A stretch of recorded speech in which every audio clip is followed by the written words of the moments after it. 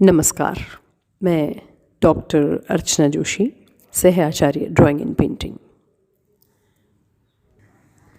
प्रिय विद्यार्थियों, अभी तक हमने जाना कि कला क्या है। आज हम चर्चा करेंगे कला की इम्पोर्टेंस या इसके महत्व के बारे में। तो ये आपके लिए और आसान हो जाएगा कि कला क्या है और उसका महत्व क्या है, ये आप अच्छे से समझ जाएंगे। कला के महत्व पर अगर चर्चा करें तो सबसे पहले मैं ये कहूँगी कि हम अगर हमारे संपूर्ण जीवन पर दृष्टिपात करें तो हम पाएंगे कि जन्म से लेकर मृत्यु पर्यंत तक कला हमारे जीवन का एक अभिन्न हिस्सा बनकर चलती है। ये आपने महसूस किया होगा, और नहीं तो आइए हम इस चीज़ को पर चर्चा करते हैं। कला हमारे जीवन का एक अभिन्न हिस्सा है, व्यवहार में भी और उपयोग में भी। जब बच्चा छोटा होता है तो खिलौनों से लेकर कहानी सुनने तक, लोरी सुनने तक वह इन कलाओं के साथ धीरे धीरे सीखता सीखता बड़ा होता है। तो सबसे पहले जब वो शिशु होता है तभी से कला के साथ उसका अभिन्न संबंध आरंभ हो जाता है।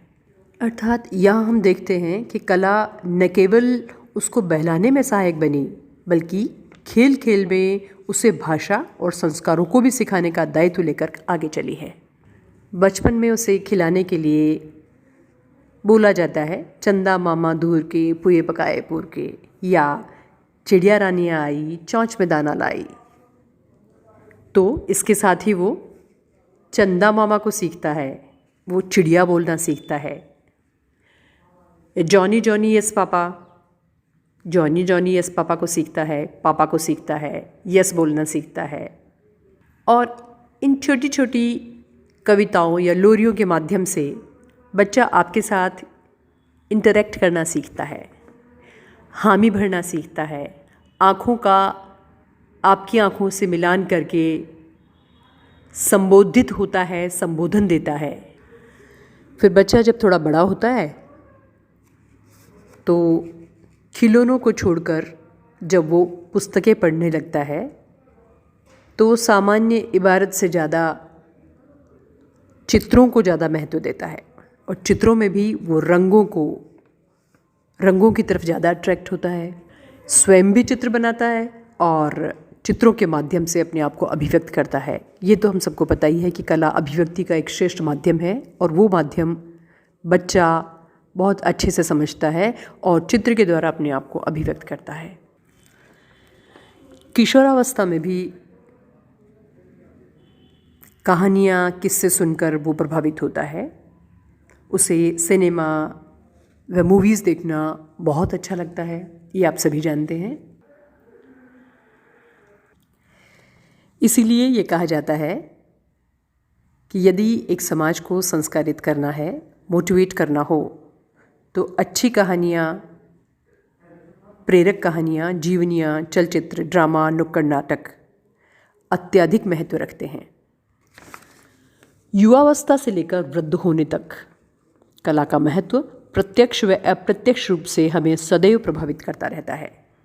और आज के इस आर्थिक साम्राज्यवादी युग में, या ये कहें कि आज की इस उपभोक्तावादी संस्कृति में, जहाँ विज्ञापन का अत्यधिक महत्व है, कोई भी उत्पाद उपभोक्ता तक पहुँचाने हेतु विज्ञापन ज़रूरी होता ही है। और आप सभी जानते हैं कि आपको जो विज्ञापन अत्यधिक आकर्षित करता है उसमें क्या ख़ास बात होती है, क्या आकर्षण होता है।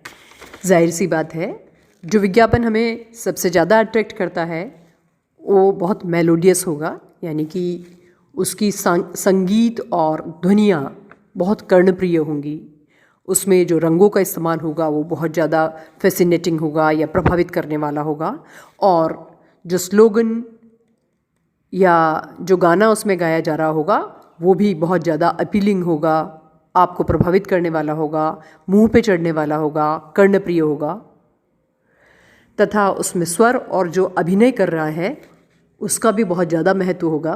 वो आपको इतना ज़्यादा प्रभावित करता है कि आप उस प्रोडक्ट को लिए बगैर नहीं रहते। ये उदाहरण देने के पीछे मेरा यही उद्देश्य है कि जो चीज़ उपभोक्तावादी संस्कृति में विज्ञापन के माध्यम से बेची जा रही है उसके पीछे कला का बहुत बड़ा हाथ होता है, जो अपने आप में बहुत महत्वपूर्ण चीज़ है आज के ज़माने में। सुबह से शाम तक जब आप रेडियो खोलते हैं, टीवी देखते हैं, ऐड आपके कानों में सुनाई पड़ते हैं। टीवी, मोबाइल जैसे ही चालू करते हो, आपको हर प्रोग्राम के बाद में ऐड सुनाई पड़ते हैं और आप स्विच ऑफ नहीं करते, क्योंकि वो एडवर्टाइजमेंट्स इतने मेलोडियस होते हैं कि आप उनको सुनना चाहते हैं। इन सब के पीछे क्या है? कलात्मक विशेषताएं हैं, और इन कलात्मक विशेषताओं के कारण ही ये बहुत अट्रैक्टिव लगते हैं। यही कारण है कि आप अधिक से अधिक संख्या में उन चीज़ों को खरीदते हैं।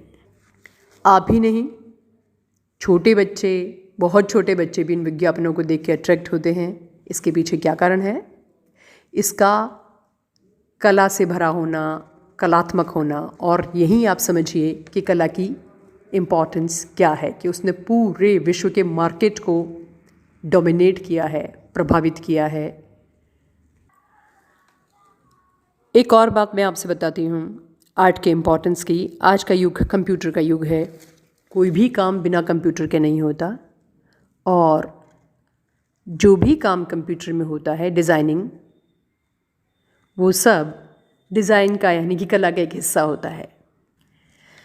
अगर आप एक शॉर्ट फिल्म देखते हैं कंप्यूटर पे, या कोई फ़ोटोग्राफ देखते हैं, कोई डिज़ाइन देखते हैं, उन सब से पहले उन सब चीज़ों का स्केच तैयार होता है, उसमें रंग भरा जाता है, और उसके पश्चात वो जिस शेप में आपको नज़र आ रहा है उस शेप में आपको सर्व किया जाता है।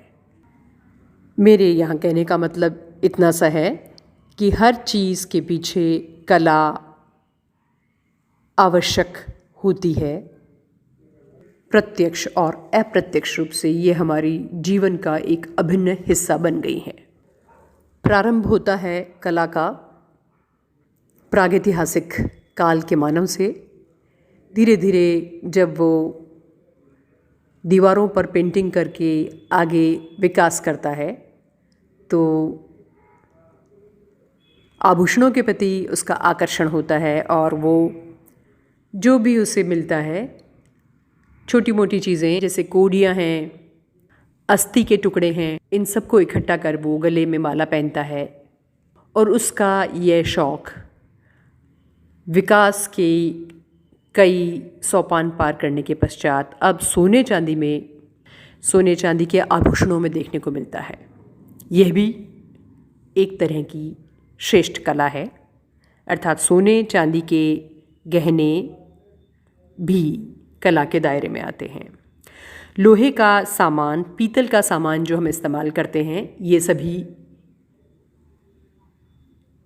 कला का हिस्सा है। लकड़ी के सामान जो डेकोरेटिव है वो क्राफ्ट वर्क में आते हैं, और जो पलंग, कुर्सी, टेबल आप दैनिक जीवन में इस्तेमाल करते हैं, जो आपकी लाइफ का एक अभिन्न हिस्सा है, वो सब कला के दायरे में ही आते हैं। इसके अतिरिक्त अलमारी, स्टील की चीज़ें, दरवाजे वगैरह, वो जो सब आप देखते हैं, ये सारी चीज़ें कहीं न कहीं किसी न किसी उद्योग से जुड़ी हुई हैं, क्राफ्ट से जुड़ी हुई हैं। ये सब कला के हिस्से हैं जो हमारे जीवन में बहुत ज़्यादा महत्व रखते हैं।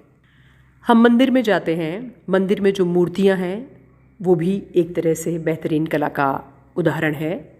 मंदिर का निर्माण, स्थापत्य, जिस घर में हम रहते हैं, हमारे सामने वाला घर, आसपास की हवेलियाँ, हमारे शहर, हमारे राज्य में आने वाले किले, ये सभी स्थापत्य या कला की अभिन्न उदाहरण कहे जाते हैं, और ये हमारे जीवन का अभिन्न हिस्सा बन जाते हैं।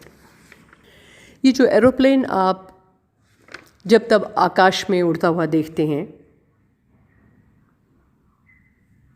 ये तथा तमाम मशीनरी वाली चीज़ें जैसे कार, ट्रैक्टर, मोटर आदि सभी की पहले कलात्मक डिज़ाइन तैयार होती है, फिर वे अस्तित्वमान होते हैं। यानी कि हर एक चीज़ जो बाज़ार में लॉन्च होती है, पहले उसकी डिज़ाइन तैयार होती है, तब वो मार्केट में आती है। अब आप समझ गए होंगे कि कला का महत्व कितना अधिक है। इसके अतिरिक्त कला का एक और महत्वपूर्ण पक्ष मैं आपको बताना चाहती हूँ कि कला बिना वर्ग भेद, लिंग भेद, आयु भेद के सभी को समान रूप से अपनाती है। यह अभिव्यक्ति का बेहतरीन साधन है और कोई भी इंसान अपनी अभिव्यक्ति के लिए कला का इस्तेमाल बेरोक टोक कर सकता है। कला का एक और महत्वपूर्ण पक्ष है, इसके द्वारा आप अर्थार्जन कर सकते हैं और आराम से अपनी जीविकापार्जन कर सकते हैं। यही कारण है कि हमारे शास्त्रों में लिखा गया है कि साहित्य संगीत कला विहीन साक्षात पशुपुच्छुषाण हीन। अर्थात जो शख्स साहित्य संगीत और कला से विहीन होता है वो साक्षात पशु के समान ही है, बस उसके पूंछ और सींग नहीं होते। तो आज आपने जाना कि कला का महत्व हमारे जीवन में कितना ज़्यादा है, कला कितनी महत्वपूर्ण चीज़ है। और मैं समझती हूँ कि यह आपको कला को समझने में काफ़ी मददगार होगा और ये आपके लिए आवश्यक भी है, क्योंकि जिस विषय को आप पढ़ने जा रहे हैं उसके बारे में, उसके महत्व के बारे में आपको ठीक से पता होना चाहिए।